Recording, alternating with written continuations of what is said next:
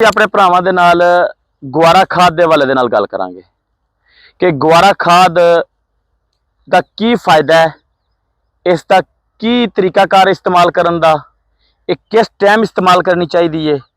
अज असी अपने भरावां दे नाल इस हवाले दे नाल अज गुआरा खाद दे हवाले दे नाल गल करांगे जी। सब तो पहले अस्सलाम वालेकुम जी भाईजान। जिवें कि तुसीं चेक कर सकते हो कि मेरे पिछे एक गुआरा खाद की बोरी पई हुई है भाईजान। इस दे विच तकरीबन जिहड़ा है 40% यानी कि 40% जिहड़ा इस दे विच सल्फर हुंदा है, 60% जिहड़ी इस दे विच यूरिया हुंदी है।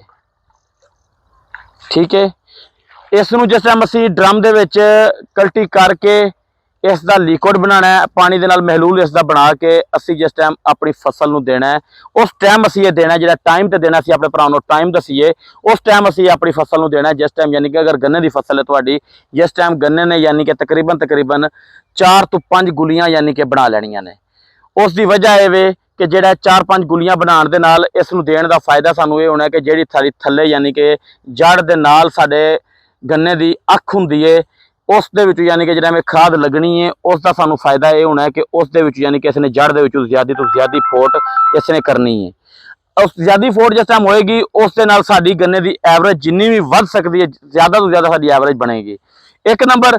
दूसरा नंबर ये वे कि जिहड़ी गन्ने की फसल किते भी किसी जगह ते भी गन्ने की फसल रुक चुकी है, ग्रोथ नहीं कर रही, गन्ने की फसल यानी कि चाहे यूरिया इस्तेमाल करिए, उस दे चाहे जो चीज़ इस्तेमाल करिए, वो गन्ने की फसल नहीं चल रही, उत्थे इंशाअल्लाह तुसीं साडे भरा साडा मशवरा मन के उत्थे गुआरा की बोरी इस्तेमाल करन। इंशाअल्लाह 8 दिनों के 10 दिनों के रिजल्ट साडे भरावां नूं जरूर मिलेगा।